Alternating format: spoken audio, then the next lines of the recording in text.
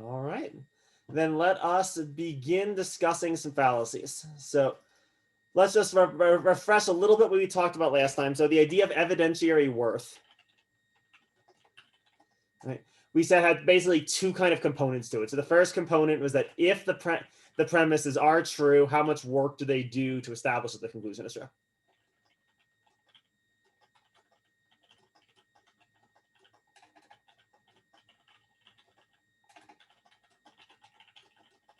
This is a little bit like the concept of validity in a deductive argument, right? We're not really worried that the premise is actually true. The question is just how much work do they do if they are true? The second condition we said was sort of the credibility of the premises. How likely is it that the premises are true?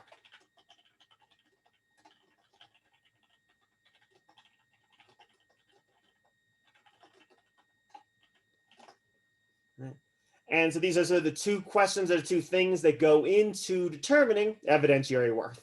And so they go into determining sort of how good a probative inductive argument is. The fallacies that we're looking at are all sort of addressing one part. So the fallacies of illusory support that we talked about last week is that the premises do no work. Right? The premises are sort of irrelevant. They don't give you any reason to believe the conclusion is true. And so that's dealing with this sort of first criteria. Today, we're going to add two other categories. So we have the fallacies of minimal support.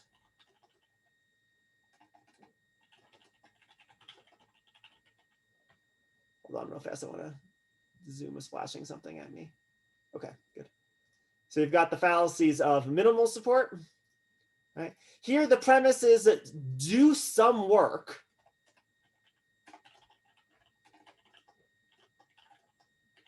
Right? So we're still dealing with that first condition. Right? But they don't do very much work. They seem to do more work than they actually do.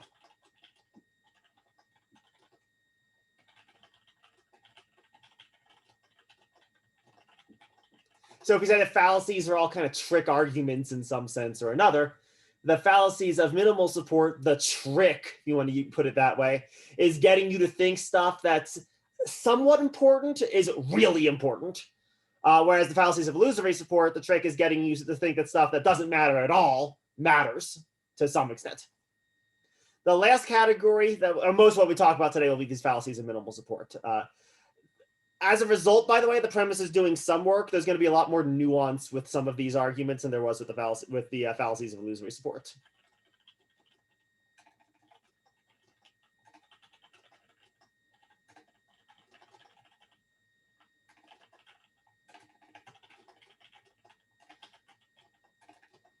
And so there'll be some things that look like examples of the fallacies, but they really aren't actually. The premises really are, in some cases, doing enough work. So we'll have a little bit more nuance. We'll try to discuss that today. The last class are fallacies of unacceptability.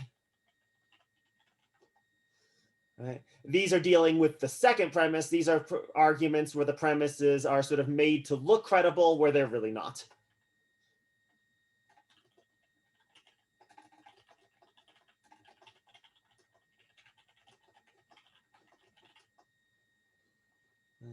And so sort of dealing with the second condition, again, what sort of trick is the argument playing? The argument is getting us to accept uncredible premises that are just not very likely to be true, as being credible, as being plausible or compelling is likely to be true.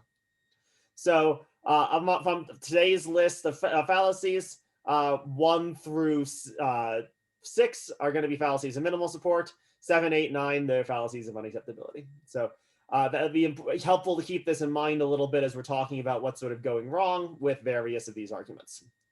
So any questions just about any of those distinctions? All right. Then let's just start talking about specific fallacies then. So our first fallacy that I asked you all to look at for today was the ad hominem fallacies. So again, remember the way I recommend approaching these problems on an exam. Right? First, define the fallacy.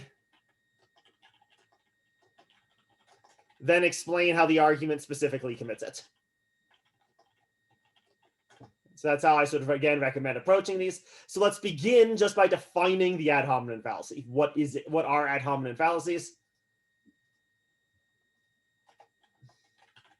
Ad hominem is a Latin phrase that means to the person or to the man. That's what ad hominem means. So an ad hominem fallacy is any argument that says that some positions should be rejected because of the person who made the argument.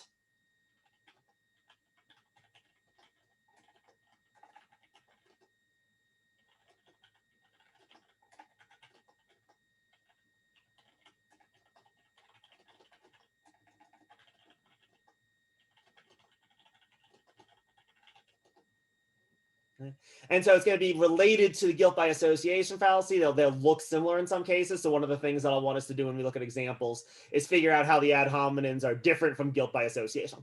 So there's two different ways or two different reasons why you can say that the position should be rejected. So in an abusive ad hominem, you're saying that the position should be rejected because the person who's proposing it is a bad person.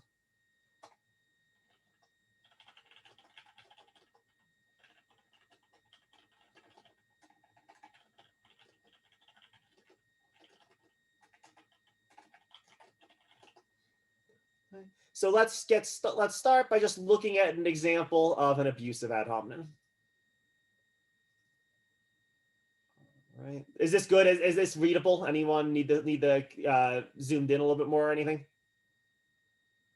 And you should all be able to unmute yourself again. So yeah, at any point you got a question, something I can't necessarily see if you raise a hand or anything from this view. So don't hesitate to unmute yourself.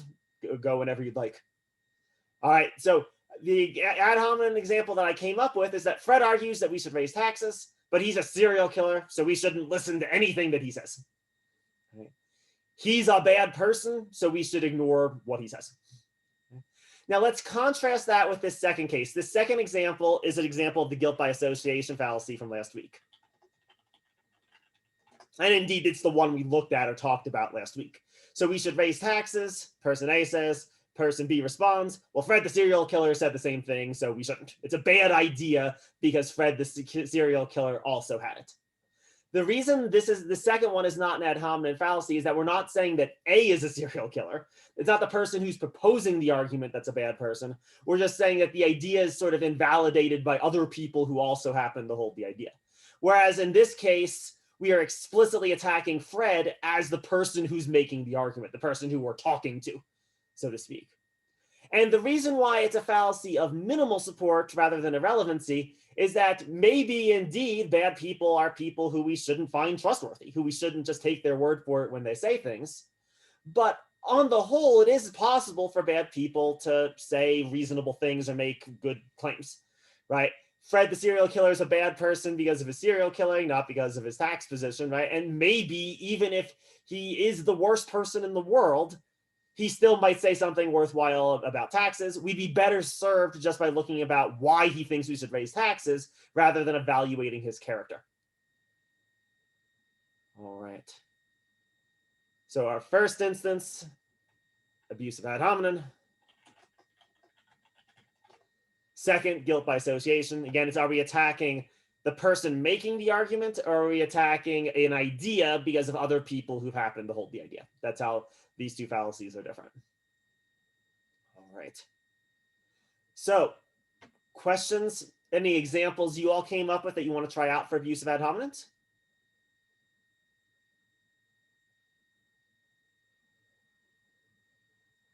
I mean, one thing that I think I came up with, I hope I'm doing this right.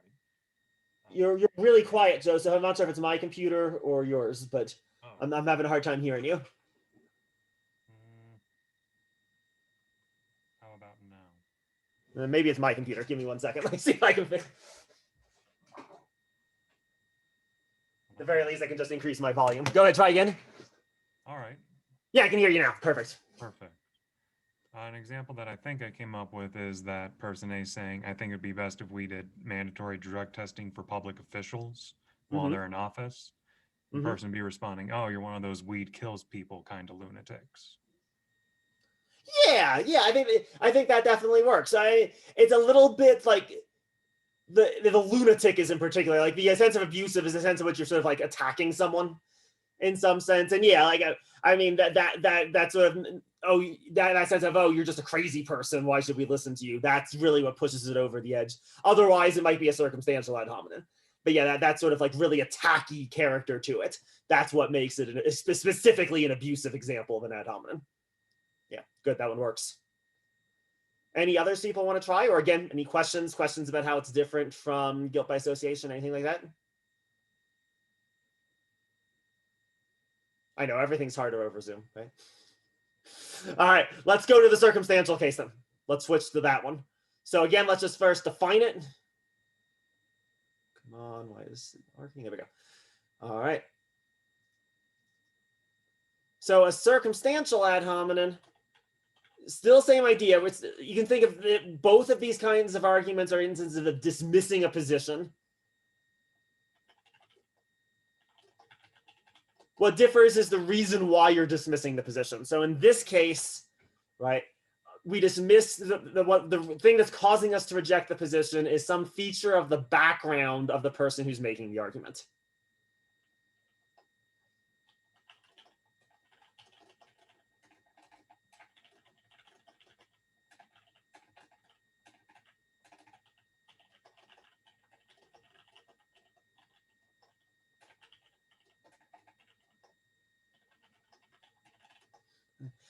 Arguments of the circumstantial form usually have something of this, something of the sense of like, oh, of course, someone like you would say that, right? So we don't need to take it seriously because you said it, and of course, people like you say things like that. So you'll see this oftentimes, and maybe get some kind of like sexist attack, say like, oh, you're a woman, of course you say X, Y, and Z, so I don't need to actually evaluate the substance of X, Y, and Z. Or racial attacks, things of that sort. But also it can occur in all kinds of other scenarios too. I mean, the example Joseph gave, right? Like if it was just like, I think drugs should be made, or a modification of example, I think drugs should be made legal. Well, of course you say that, you smoke a lot of pot. That also is a circumstantial ad hominem, right? Because of sort of features of who you are, we don't need to take your argument seriously that the drug should be illegal, should be legalized. The line between circumstantial and abusive can be sometimes a little bit subtle, particularly it depends really on how much you think you're saying that someone's a bad person for holding or believing or being something versus just that, like, of course you say that sort of thing. In a lot of cases, there will be a bit of a overlap between the two, and I'll take that into account when I'm grading these on exams. Here's an example I came up with for a circumstantial ad hominem. We should raise taxes. Of course you say that. You are poor, so your taxes wouldn't go up. Of course, the circumstances that you're in make it so that you're okay with this proposal. So we don't need to actually evaluate your proposal, evaluate the reasons you have for thinking it would be a good idea to raise taxes. We can just dismiss it because of your circumstances. Any issues just with this example? I want to complicate things a little bit, but first I want to just check and make sure everyone get this example, see the problem. All right. This is a case, in the case of circumstantial ad hominems, this is one of those times we're going to need to apply a little bit more nuance. So this first argument, definitely committing the fallacy. All right, what about the second argument? So this product is safe to eat. You are only saying that because the company that makes the product is paying you to say it. Is that circumstantial ad hominem? What do you actually think? It certainly looks like it, right? It looks like it has exactly the same basic structure. Features of features of person A, namely person A's employment status, makes it so that we can dismiss what person A says. But does this argument seem fallacious in the same way that the first one did? I don't think it is the circumstantial ad hominem because it's not really like attacking someone's background, Yeah. And it seems really relevant, actually, right? Like, if I'm only saying something as I'm getting paid to say it, that does seem meaningful. That seems significant. I actually think we would want to say this argument actually does not commit the fallacy.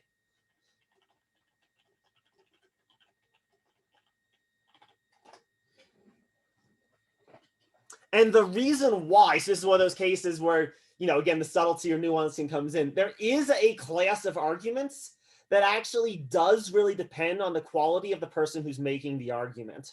And those are what we're going to call appeal to authority arguments. So if I say, hey, I'm a Plato expert, which I am. That's my specialty. It's Platonic philosophy. So I say, hey, and Plato, you should believe that Plato holds the theory of the forms, right? And why should you believe it? Well, because I'm a Plato scholar, so you should take my word for it. You should trust me, right? Well, okay, if I'm trying to hawk a book, maybe you shouldn't trust me, right? That argument is sort of dependent upon me being trustworthy. The same thing I think is kind of going on here, right? So we imagine A is some kind of scientist of some sort, right? You know, trust me, I've tested this food product and it's completely safe to eat. Well, that argument only works if A is really trustworthy, because A is not actually going through the science and doing it for us, right? They're sort of saying, you know, trust me, take my word for it. Right? And so therefore, if we have reason to be suspicious of their word, reason to be suspicious of their, say, honesty or their objectivity or impartiality, that actually is highly relevant to the argument that they're making. Whereas in this case, we imagine person A is like the reason he thinks you should raise taxes is maybe because he thinks it'll fund vital government services or something.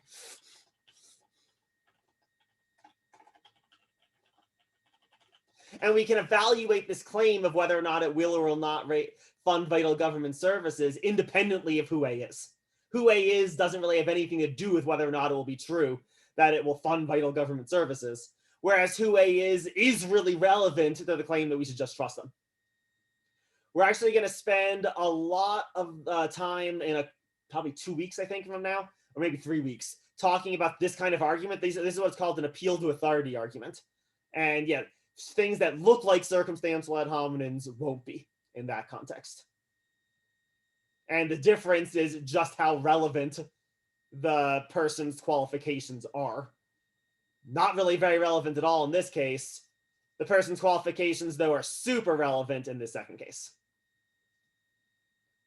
All right. So how are we doing? Again, any examples people want to try out? Questions again about the difference between those two arguments, about how we've defined circumstantial ad hominem? What do people have? So I came up with Fred argues that we should better fund education, but Fred is a teacher, so of course Fred would want more money. Perfect.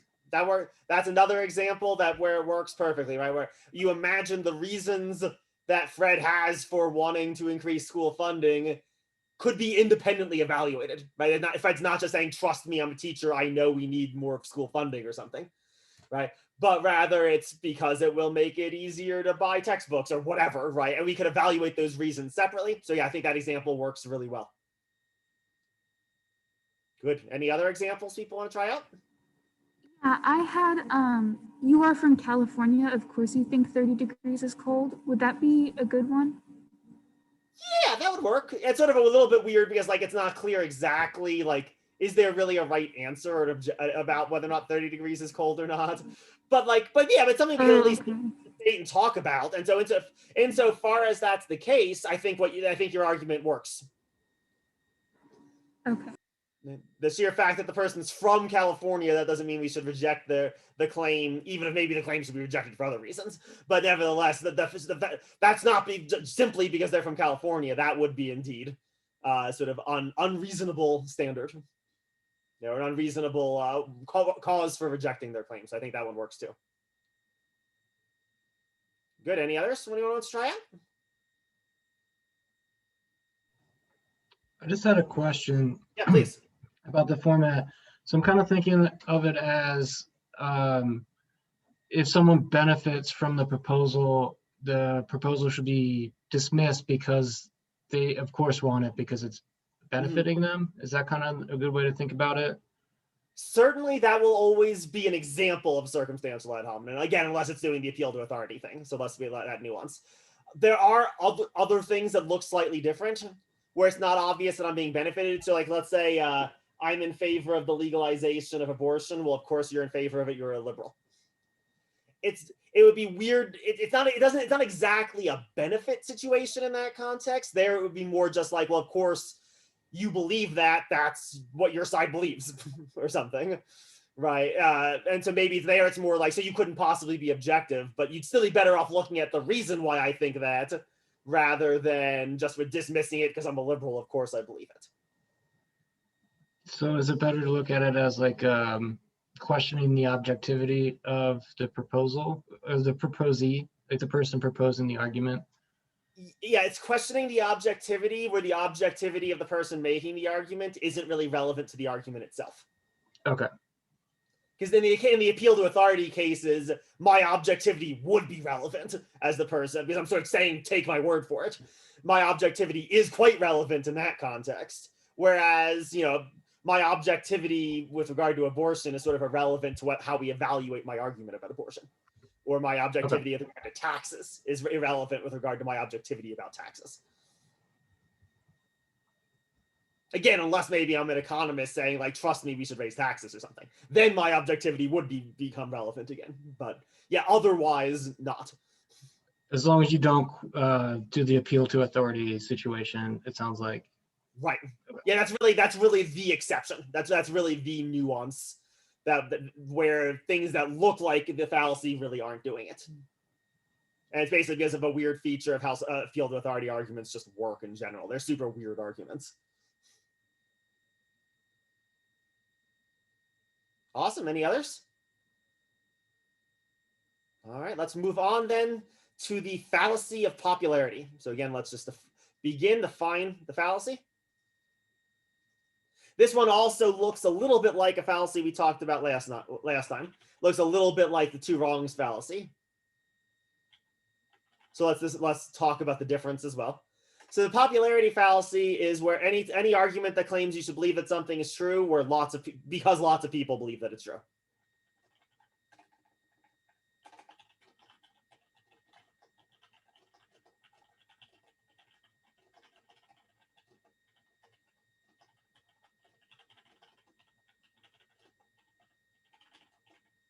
But, and then so again, the little nuance we need to add. And there's no reason to think that the average person would be able to, or sort of expert on the topic.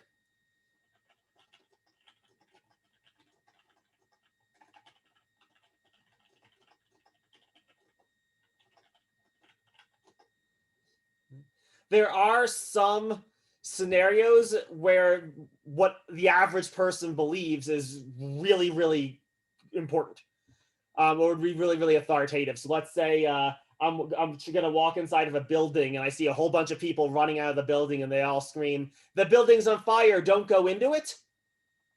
I probably shouldn't go into it, right? The average person is indeed quite capable of judging if a building is on fire or not, right? And so the fact that a lot of people believe that a building is on fire, that's probably reasonably good evidence that the building is indeed on fire. Let's contrast that with the example that I came up with. Global warming is, or if you prefer, is not, pick whatever you want, it doesn't really matter. So this global warming is happening, everyone says that it is. The average person is not actually qualified to determine whether or not global warming is taking place. You would need to be an expert in climate science to make that determination, right? That's sort of, if you want to put it this way, that would be the relevant experts. And, I have a doctorate in philosophy. I'm probably not qualified to look at all that evidence to evaluate it, right? The people who are qualified to reach determinations about global warming would be people who possess the relevant expertise in the field. So the fact that lots of people think that it is, or lots of people think that it is not happening, in either case, that's not really very much evidence for whether or not it's happening, because there's no reason to think that the average person is qualified to make that determination. So again, let's just pause for a second. Any questions with the example or the definition that I've given so far? All right, let's contrast this then again with this speeding isn't immoral, everyone does it. So based on what we said last time, this would be an example of the two wrongs fallacy.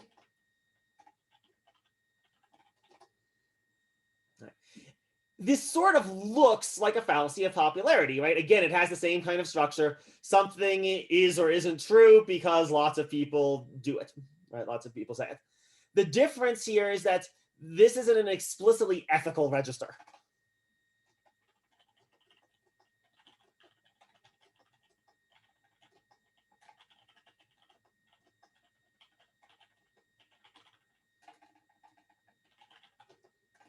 we talked about last time, right? It's entirely possible that everyone could believe that something is morally allowable and they're just all wrong.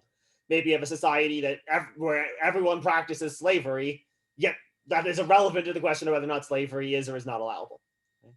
Whereas fallacy of popularity is almost always containing a belief.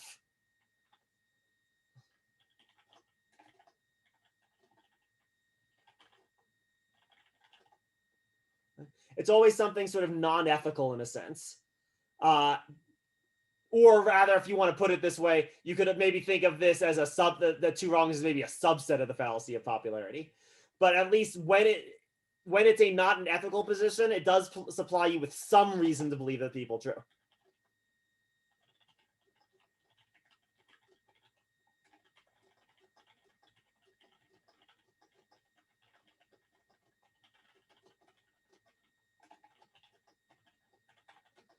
So lots of people saying global warming is happening. Maybe that gives some evidence that it is happening, but not authoritative evidence or sort of definitive evidence.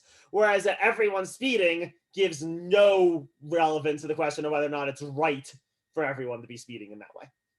So that's the difference between two wrongs versus the fallacy of popularity. It's really how relevant is the conclusion. Two wrongs will always be in an ethical context. That's why it's fallacy of illusory support.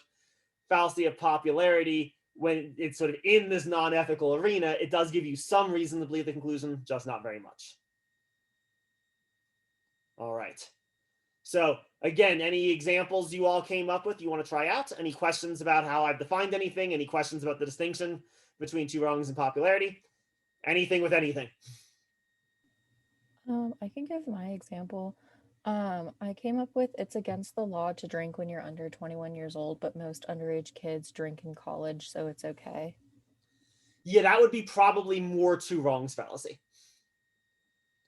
Because that's again, because that is more in the arena of like, is it okay for them to be doing this? Rather than is it just true that lots of people are doing it? So maybe like we can maybe do a modification of it that I think would work.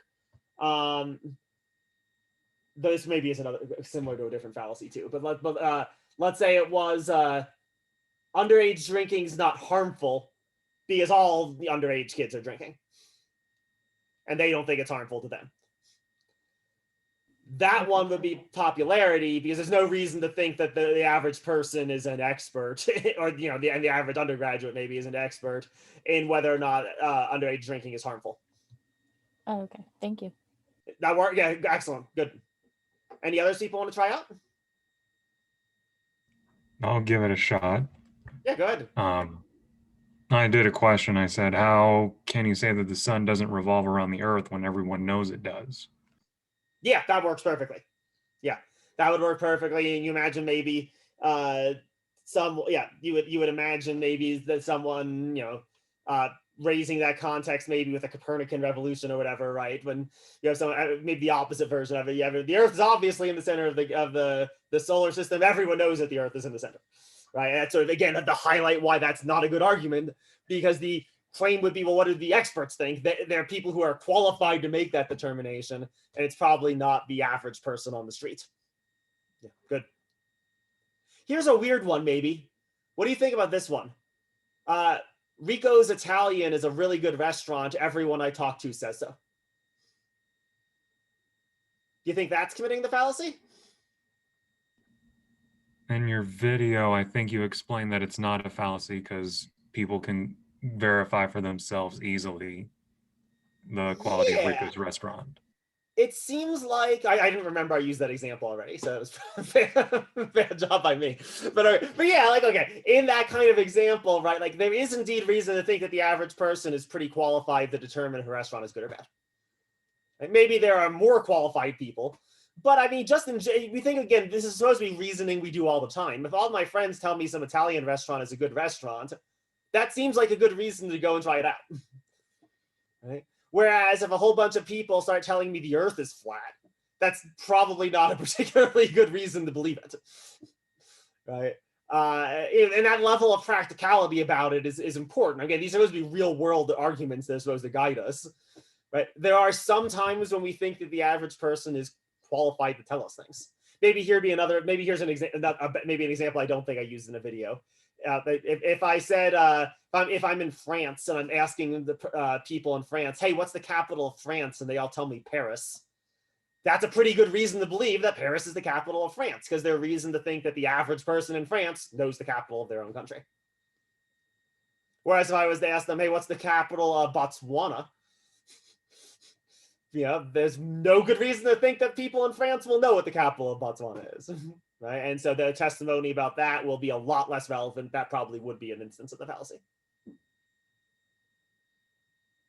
All right. Any other questions with fallacy popularity? All right, let's keep moving. I think we're doing okay time-wise. So let's do the combo, the hasty generalization fallacy and the anecdotal evidence fallacy right now. They're sorry, wrong slide. They're pretty closely related to each other. So we'll do them both at the same time.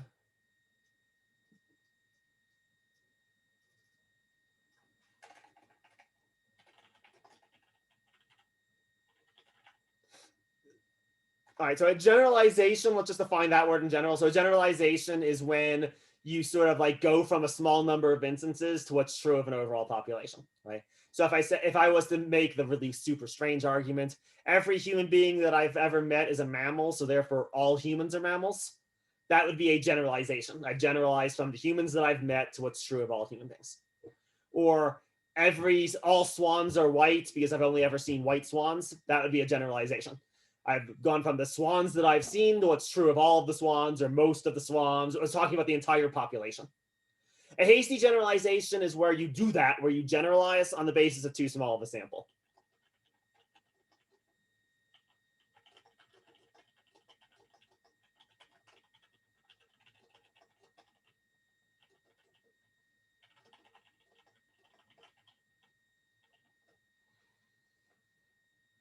So in fact, if I've only ever seen one swan, and from that one swan, I conclude that all swans are white, that would be a hasty generalization. I haven't seen enough swans to justify that inference.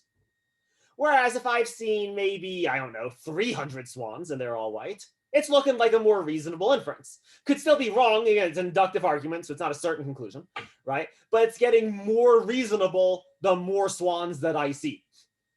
And as we talk about later, when we actually look at arguments of this form, when we start doing some statistical syllogisms, indeed, we can actually mathematically calculate exactly how many swans should I see before I'm comfortable with that as a reliable judgment, right? But it's not 1, it's not 2, and it's not 5.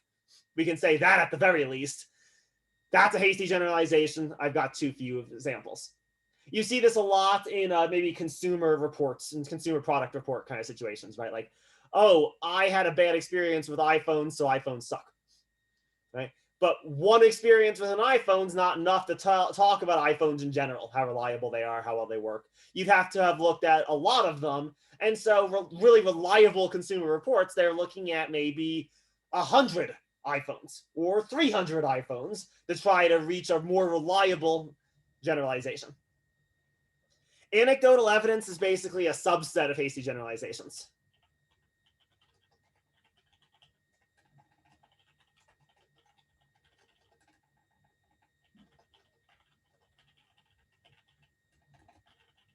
This is where in particular, I privilege my own experience basically just too much.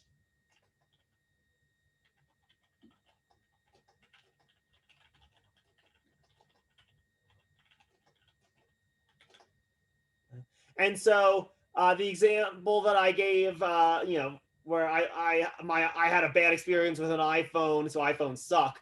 That's also an anecdotal evidence fallacy. In addition to not looking at enough iPhones, I'm also over-privileging my own one bad experience and not paying enough attention maybe to lots of other people who have maybe had really good experiences with iPhones. So really closely related on the exam. I'm not going to ask you to really necessarily distinguish between these two. You can sort of pick whichever one you want. But let's look at some examples I came up with for both of them. So first, my Subaru died right after I bought it. Thus, Subarus are very unreliable cars. True story. 1 week after I got off the lot, it died. Bad experience. right? All right, this is both a hasty generalization because I've looked at only one Subaru, and that's probably not enough to figure out how reliable they are. And it's also anecdotal evidence.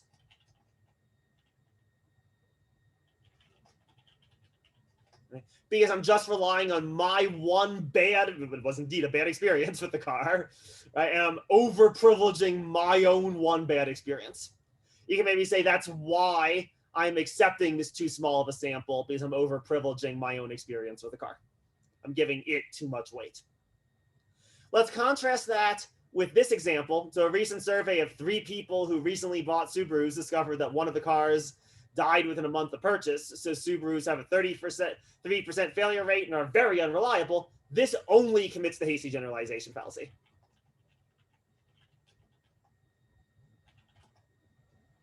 It doesn't commit the anecdotal evidence fallacy. Because I'm not reaching this conclusion on the basis of my own individual experience. I'm reaching the conclusion on the basis of other people's experiences. I just, again, have not looked at enough other people's experiences, right? It's entirely possible that I just got a little bit unlucky in the people who I surveyed, and one of them happened to get a lemon, but in fact, the car only has a 1% failure rate. And so I haven't looked at enough people to reach that determination. So because this one doesn't rely on my own experience, it's only hasty generalization. Because this one is also relying on my experience, it's both hasty generalization and anecdotal evidence fallacy. All right. So how are people feeling with the fallacy, with the definition of the two of them, and with the difference? Any examples people want to try out? Questions, comments, thoughts?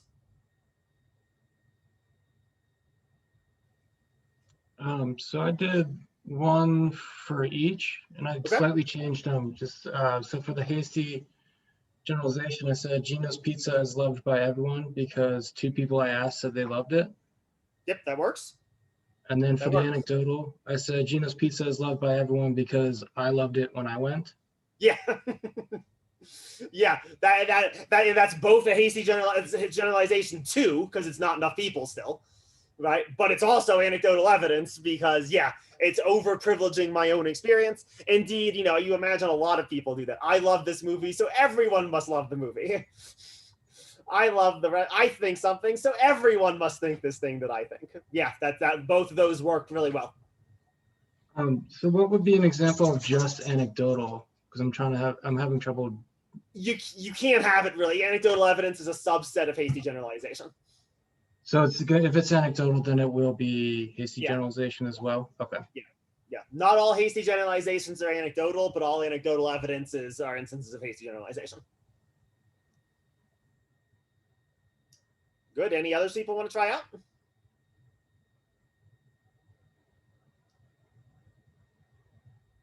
All right, then let's keep moving on. Let's go to the argument from the absence of evidence.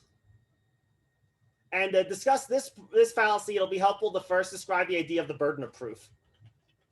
Because that's basically what's going on here. So let's just define this concept. The idea of the burden of proof is that when a person makes an argument, the burden is usually on them to give you reasons to believe that the argument is a good one.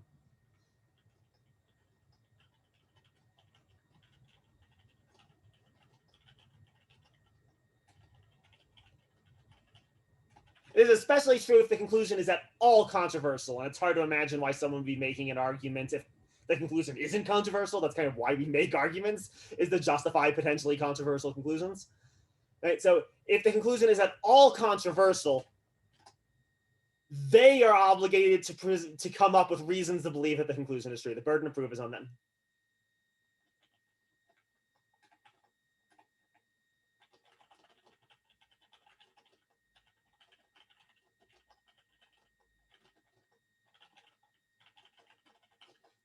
So let's just do a really straightforward example of this, right? Let's say I think ghosts exist. That's a controversial conclusion, not necessarily a false conclusion. But if I want to argue for that conclusion, the burden of proof is entirely upon me to give you evidence to believe that ghosts exist, right? Because it's a controversial claim, right? And that's always the case in general. And since almost all arguments are controversial claims, if you're going to make an argument, you should be giving reasons to believe that a conclusion is true. In an argument that commits the absence of evidence fallacy, the burden of proof gets switched.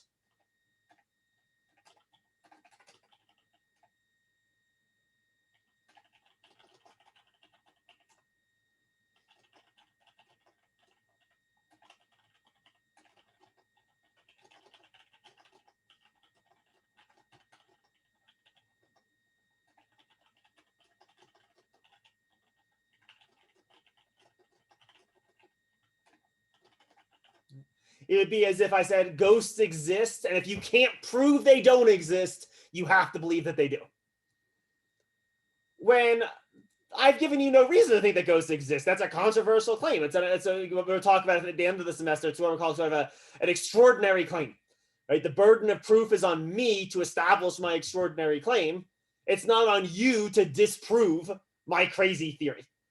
Right? I would have to give you evidence in support of my crazy theory in order for it to count. So an example for this one that I came up with. All right. We should raise taxes. You don't have any evidence that it won't work, do you? Right? Shifting the burden away from me giving you reasons why we should raise taxes to instead making it seem as if you need to give me reasons why we shouldn't raise taxes. Right? And so since the argument sort of inverts the burden of proof, it's committing the absence of evidence fallacy. It's sort of demanding that other people do the work for you, right? Or do the work for the argument that the argument doesn't actually do. So let's pause before we look at this other one. How are people just with the definition and the example? People okay just there? All right. This is another case where we're going to need to apply a little bit of maybe extra nuance, a little bit more nuance maybe than we might have initially thought. Because it does give you some evidence if you can't disprove something. Right? It's not irrelevant, in other words. It is some little bit of support. It's just not very much, right? So if you can't come up with any reason to think that ghosts don't exist, I guess that's a little bit of a reason to think that they do, but it's not very much. What if you continually try to disprove something and fail? You do it again and again and again. And that is indeed, let's look at this example. Scientists have spent the last century attempting to disprove Einstein's theory of general relativity, and they have failed each time. The theory is thus most likely true. Again, the argument seems to have the same basic structure, right? You can't disprove it. But this, I actually want to claim, this argument does not actually commit the fallacy.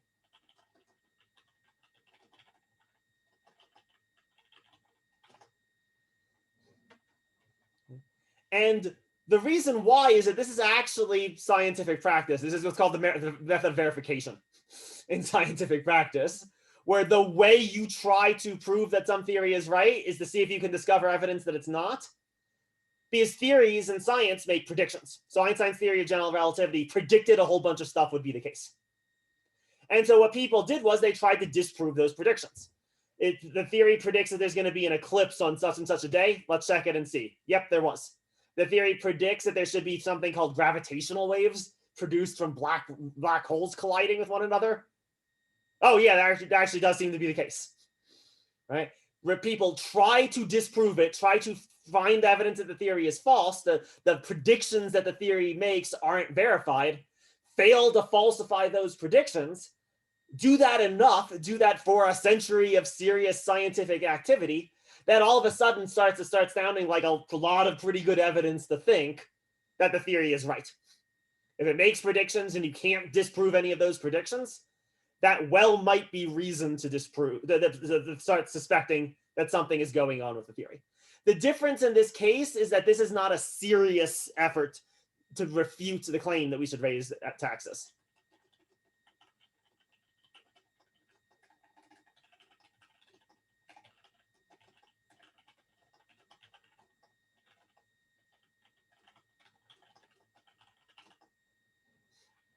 That's why the fallacy is being committed. This is very much like, well, off the top of your head, you can't come up with this evidence, so I win. Right? Rather than we spent an entire century looking for evidence against it and haven't found any. Big difference in the level of seriousness. You can almost say the more you try to disprove something and fail, you do that long enough, well enough, seriously enough, you actually start to get evidence that something is indeed true. All right. So how are those examples, the difference between those examples, things you came up with? Again, questions, thoughts, comments. What do y'all have for me? Very old example that I was given was that you can't prove that gravity isn't a million tiny pink elephants jumping up and down on our bodies and holding us down to the earth. Right. Yeah, because there was no reason to believe that in the first place. Right? There's nothing serious being done there. Right. And so the evidence would be on you to establish that outlandish claim. Right. And the fact that I can't disprove it is sort of beside the point. It gives you no reason to actually believe it. Good. Yeah, that example works perfectly well. Could you modify your example there? We say we should raise taxes, or we shouldn't raise taxes because there's no evidence that it will help. If you modify it and say we shouldn't raise taxes, I've tried for months to find reasons that proof that it will help, and I can't find any. Would that now not be a fallacious argument because they've made that serious effort to try to find it? I think so. I think at the very least, we still might not say maybe it's still not conclusive evidence, but at the very least, it's not committing that fallacy anymore. It's sort of like engaged in, assuming it's true at least, right? Assuming the person really has, then yeah, that does indeed start to be evidence we should take very seriously for whether or not it's a good proposal. Whereas if it's just dismissive, like, yeah, you can't come up with anything off that. It's really, our absence of evidence fallacy is almost always like, you couldn't do it off the top of your head. I'm right. If it's doing something more serious, yeah, it would not be an example of the fallacy. Good. Any others?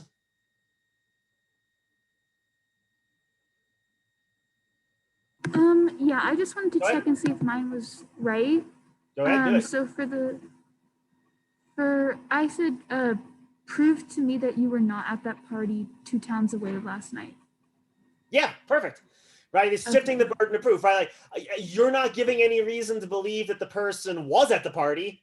You're making it so they have to defend themselves from the charge. They have to give evidence that they weren't, right? Whereas the burden of proof should be on you to establish that they were at the party, to give reasons that they were at the party. Yeah, that would work perfectly well. Good. Good. All right. Any others? Awesome. Let's keep going. I think we're right on track time-wise. So there's a lot to do today. It's so many fallacies the way the book just divides it up. But all right, let's go now to the slippery slope fallacy. This will be the last of our fallacies of minimal support. And this one is usually more or less straightforward. This isn't one that students have a huge problem with. The biggest thing will be distinguishing this from the straw person fallacy. So we'll try to do a little bit of work there. So slippery slope fallacy is where you argue, again, this is always arguing against some position.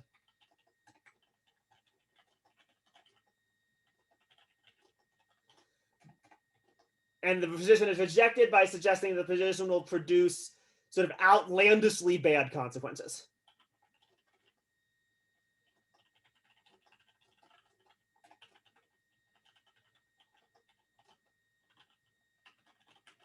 And the key, no evidence is being given for that these outlandishly bad consequences are actually likely to occur.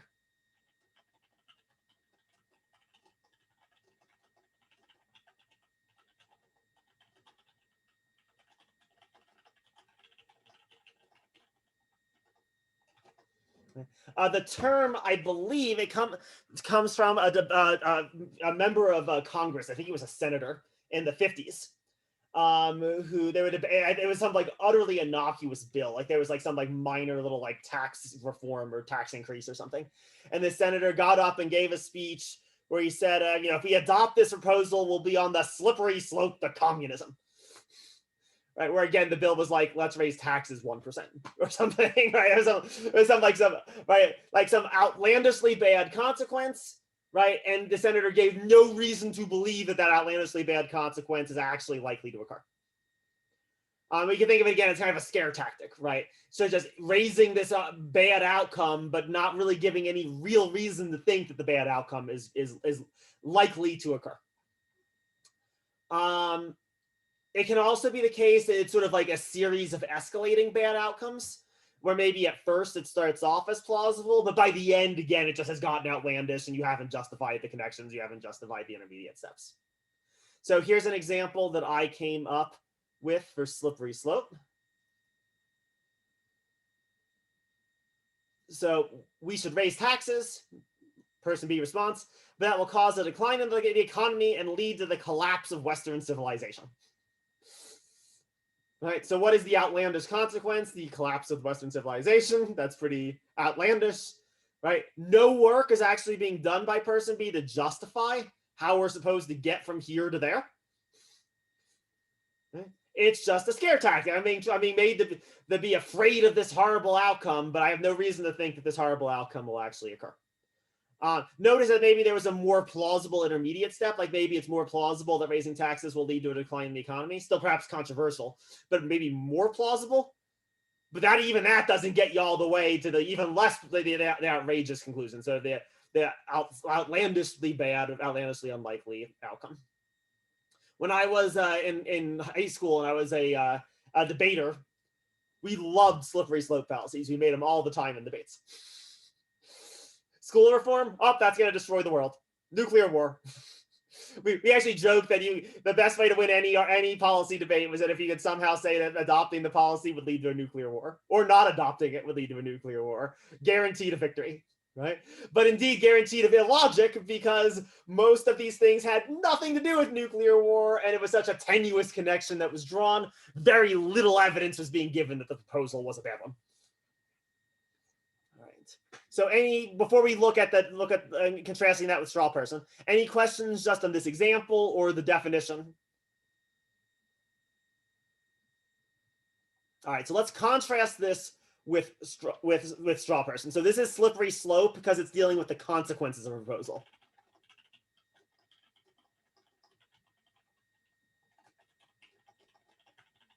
What it doesn't do is misrepresent what the proposal is.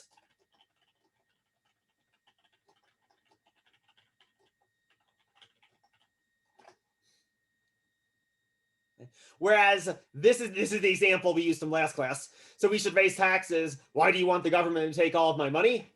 This is committing the straw person fallacy. It misrepresents what the original proposal actually was.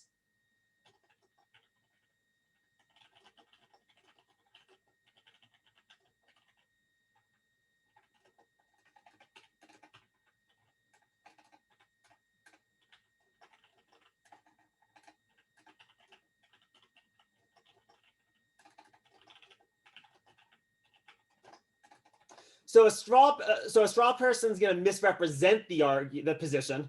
A slippery slope is just going to draw outlandish results from what the position actually is. You can also do both. I suppose you can misrepresent a position and then still draw outlandish consequences from it. But then that would be both. That would be doing both of them, right? There's sort of two different things: misrepresenting versus sort of like drawing it unlikely consequences. All right. So any questions about the difference between those two arguments? Any examples people want to try out? Again, anything with anything.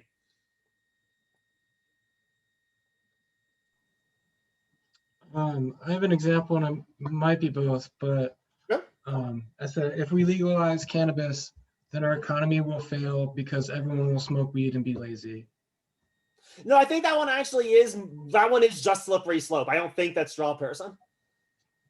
Because the proposal really is the legalized cannabis, right? That really is the goal. And then the straw person is probably, gets pretty out. The slippery slope rather is one, that therefore everyone will be smoking it. That's pretty unlikely. And then two, that will destroy the economy. right? So like a double outlandish, unlikely thing to follow from the original proposal. So I think that one just does commit slippery slope. It's not misrepresenting the original position, which was to legalize cannabis. If it was maybe like if we can't legalize cannabis because then everyone will be hitting up opium all day, that would be both. Because the proposal wasn't to legalize opium, and it's outlandish that if it was legalized anyway, that everyone would be shooting up all day. Good. Any others? All right. Let's move on then. So those are our fallacies of minimal support. In all of those cases, we had to be a little bit careful because the premises give you some reason to believe that the conclusion is true. They just don't give you very much. They don't do a lot of work. Let's shift gears now. With the fallacies of unacceptability, it's a completely different set of problems. The premises are, in all of these cases, going to do an enormous amount of work. They're just probably not true. Right? So they're going to, in a sense, I mean, actually, one of them that we're going to talk about is actually a deductively valid argument. It actually produces a certain conclusion, right? But just a useless one because there's not going to be any reason to believe that the premise is actually true. So let's start. The fallacy that probably students have the most trouble with of any of them is what's called the problematic premise fallacy. So let's look at that one right now.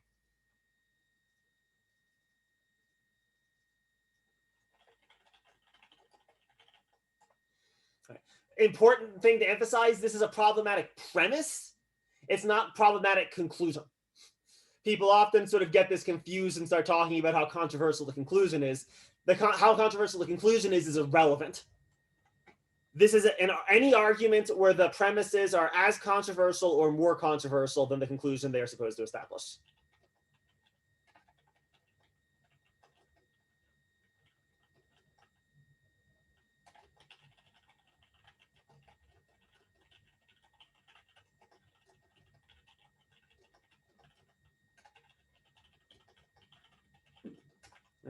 And this is true either just in general, controversial to the general populace, at which point we'd say they're not credible premises.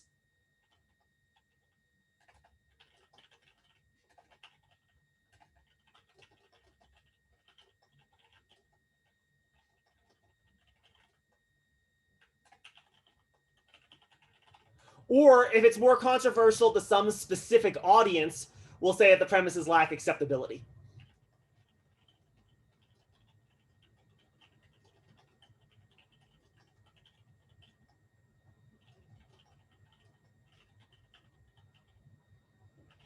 Or it's unacceptable. You could also say it that way too. Right. So I'll go give you an example. I just wanted to highlight the difference, right? So, all right, if I was to try to argue that we should have more gun control legislation to the NRA, to the National Rifle Association, right? That's a tough hill to climb, right? That's an audience that's very unlikely to accept that conclusion, right? So they're going to find that a highly controversial conclusion. In and of itself, though, that's fine. Right? Because usually when you're making an argument, you're trying to argue for something controversial. That's why we make arguments in the first place. But if I'm going to try to get the NRA to come to this conclusion, my premises had better be things that they accept. Because if they're not things that they accept, what's the point? If I say all gun owners are crazed homicidal maniacs, so we need more gun legislation, if that was true, I suppose that would be a good reason to think we needed gun control legislation, but there is no reason to think that the NRA is going to accept that premise. Indeed, there's probably no reason to think that anyone's going to accept that premise. That premise lacks credibility. Right? But it certainly would lack acceptability. It certainly wouldn't be credible to that particular audience that I'm talking to. Right? And so my argument's just not going to do anything. The basic way that arguments work, I give you reasons to believe that something is true, because those reasons, you accept those reasons are true, so therefore you'll accept my conclusion is true. If I'm giving you reasons or premises that you don't accept, the argument's not going anywhere. No progress is being made. We're not actually getting any closer to establishing the conclusion that we intended to establish. And so here's an example of this that I came up with. It is wrong to kill animals for meat because the lives of non-human animals are far more valuable than the lives of humans. Now, I am someone who is a vegetarian, so I accept this conclusion. I don't accept this premise. This is a crazy premise, right? Lots of people who are vegetarians are not going to accept the claim that, yeah, kill humans all you want, just save the animals. Right? Using this premise to get us to this conclusion, something has gone wrong. This premise is very unlikely to be true. It is not acceptable probably to very many people, except maybe a death cult or something. I guess maybe he would accept it. And it's certainly not credible generally to the public writ large. There's no reason to believe that this premise is true. If it were, maybe it would establish this conclusion, but there's no actual reason to think that the premise is true. So the problem here is with the premise.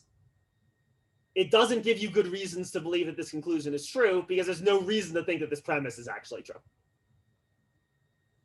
How are people doing? Like I said, this is probably the fallacy I see people struggle with the most. So try out examples for this one. This is one where you want to try things out. If you're not doing it right, we want to catch it now, not on an exam. For my example, I said Democrats suck because they do their best to make this country awful. Perfect. So that works perfectly well. Yeah, that works perfectly well because that premise is probably, even to people who accept the conclusion, maybe people who don't like Democrats, they probably are more likely to believe that conclusion than they are to believe that Democrats are actively trying to make the country worse. I guess maybe unless you're in QAnon or something.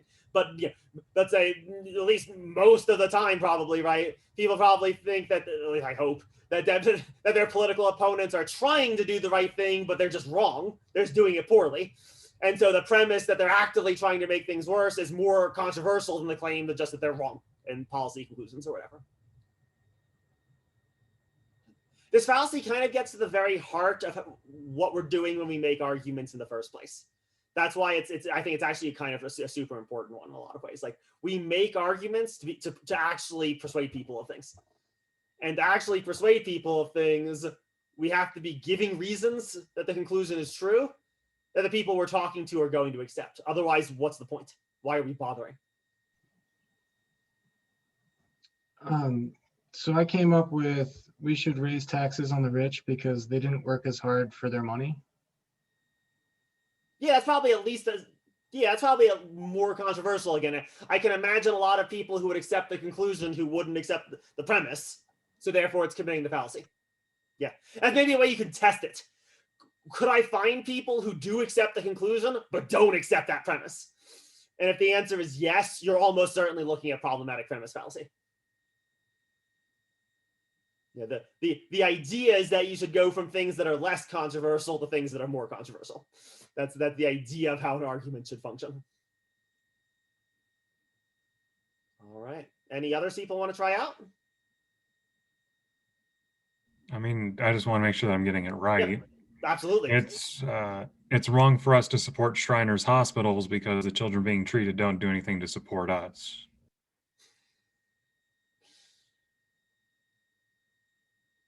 Okay, that probably doesn't quite work.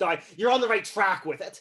And the reason why it probably doesn't quite work is it is, I suppose, true that the children don't support us financially, right? Like, I mean, it'd be weird to expect them to, but like, so it's not really a problem with like the truth of the premise. It's more the premise just isn't doing the sort of work that it seems as if it's doing.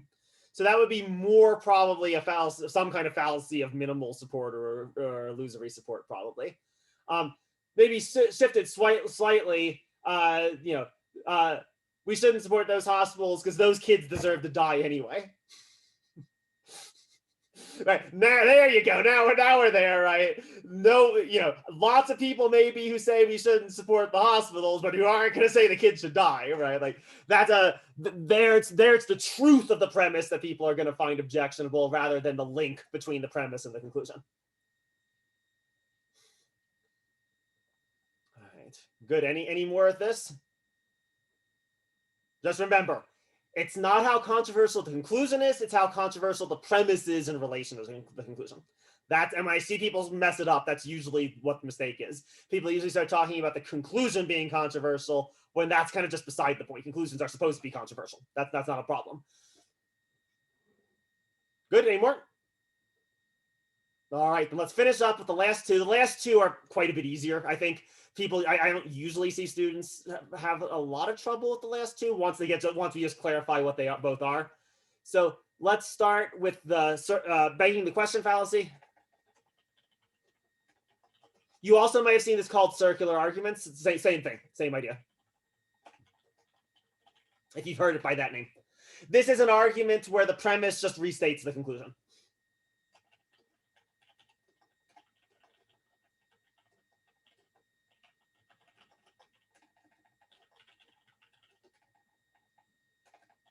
Usually in slightly different words.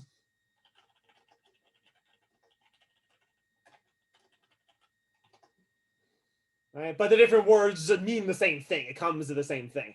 I'm really tall. Why? Because no one is larger than me. I've just said the same thing twice, right? The premise doesn't say anything that the conclusion doesn't say. Similarly, the example I came up with for this one, we should raise taxes. Why? Because it is really something that would be good to do. That's what it means to say we should do it. That the premise and the conclusion just say the same thing, and so we don't learn anything more. I'm a bachelor. Why? Because I am an unmarried man. Same thing. Those words just mean the exact same thing. That actually arguments that commit the begging the question fallacy, they're actually deductively valid.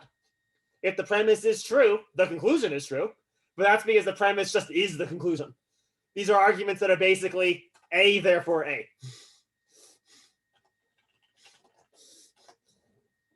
Okay.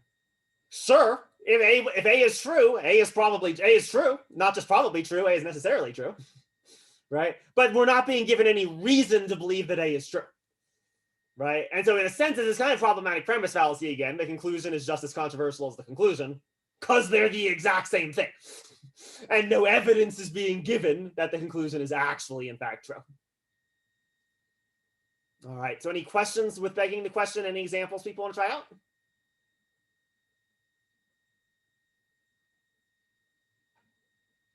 I want to try getting one right. So theft is morally wrong. So of course taxation is morally wrong. Well, so that one probably isn't because it is indeed, yeah. It's good though, right? This is good that like, you getting it wrong is getting it wrong for everyone, so that we can figure out the difference, right? Like, so in that case, the conclusion and the premise aren't saying exactly the same thing. The premise is a generalized principle: stealing is wrong. The conclusion is applying that generalized premise to a specific context. So therefore, taxes are wrong because taxes are stealing. Right? It's not saying exactly the same thing. And indeed, there needs to be another premise. Actually, there's an implicit other premise in the argument.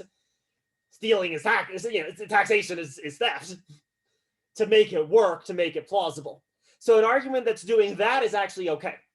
It's got to be way more direct. It's got to be like, you should listen to me. Why? Because I'm always right. Why? Because I say that I'm always right. There we've got a circle, right? Like, why am I right? Because I say that I'm always right. Circle. Right? We're not advancing anywhere. We're just saying the same thing multiple times. The example you went, it was more moving. It's similar. Again, I see where you were going with it. But there we more went from a generalized to a specific. Those aren't the exact same thing. Good. Any others? Would it work to say this box is big because it is the biggest box I have? That's close. That's closer, but it's still adding something new. It's adding in all these other boxes that you own. So make it almost more simple that this box is big because it's really large. Okay. Where like there, it's just like, yep.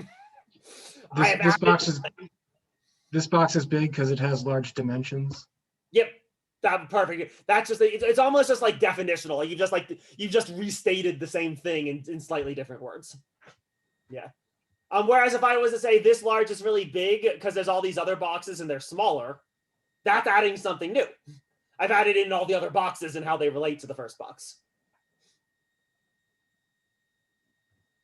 Does that help? Yes. All right, good. Excellent. Any others people want to try out?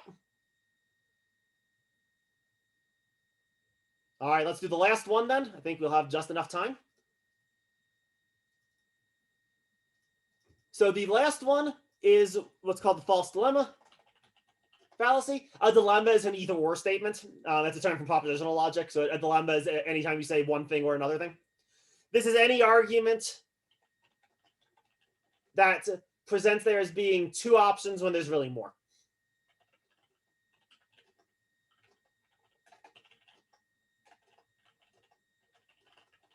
Or indeed any number of options when there's more than the ones that are presented.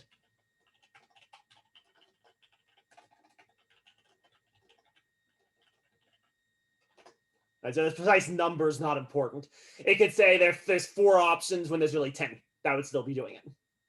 Right? And it almost always involves a one thing or another thing sentence. Right? And so why does this argument lack credibility? Because the premise isn't true.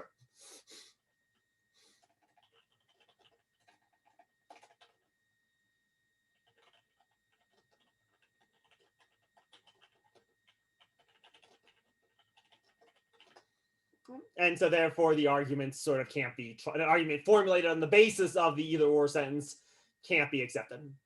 So here's an example that I came up with. Either we raise taxes or we refuse to do anything to help those in poverty, thus we should raise taxes. Right? But there's more options than this. Right? Maybe we could not raise taxes, but rebalance the budget as it currently exists to allocate more resources to people who are poor. Right? Or maybe we can fight taxes by maybe we can fight poverty by lowering taxes. Right? Maybe that's how, right? There's other possibilities that are just not included in this either or sentence, and so the either or sentence is just not likely to be true. If you have something where there really are only 2 choices, though, it's not a fallacy. If I say either this coin will land on its head or land on tails, that's not a fallacy because those indeed are the 2 options. I guess maybe it could land on its side or whatever, but that's so unlikely, right? Like it's either going to land on its head. If I say if I roll this die, it's either going to land on a 1, a 2, a 3, or 4, a 5, or a 6. Fine, those are the only choices, right? It's only where you say that there's some finite set of options when there's really more that you end up with a fallacy. So we have like 1 quick minute left. So any examples people want to throw out there for this one? I'm going to give it one more try. Let's give it a go. Let's see. You're either a Republican or a Democrat. There is no in between in this country. Perfect. That works. Yes, that one works. You got it. Because indeed, precisely, there are other possibilities. Right? There are indeed other options, right? You could be a Green Party person. You could be whatever, right? A libertarian, right? And so, yeah, because the way in which that argument posits there's only being 2 options when there's really more, it's textbook example of the fallacy. So kind of the same light, I use the Democrats are the best because they're better than Republicans. That what does, yeah, absolutely. It's implicit. It's sort of the implicit premise was the same premise. Implicitly, it's either you're a Republican or a Democrat. Right? And so, yeah, that's with that implicit premise being in there, absolutely, that implicit premise would indeed be committing the fallacy, or would make the argument commit the fallacy. All right. So we're out of time. I can stick around for another maybe like 1-2 minutes if anyone has any other things they want to ask. So thank you all very much for doing remote with me today. Hopefully I can leave my house on Thursday. And certainly I hope I can leave my house by Tuesday. We got about 3.5 inches of snow where I was. So still a little bit rough. But yeah, so have a wonderful rest of the week. Go through those practice problems that I've given you to make sure you're good with all these fallacies prior to the exam. Come to office hours if you've got questions on anything that are left. And then during this weekend, we'll have the Chapter 4 exam covering the full list of 14 fallacies. So you'll have to sort of recognize instances of them, and that'll be pretty much the entirety of the exam. All right. Thank you all very much. Have a good rest of your week. Thank you. Thank you. Absolutely.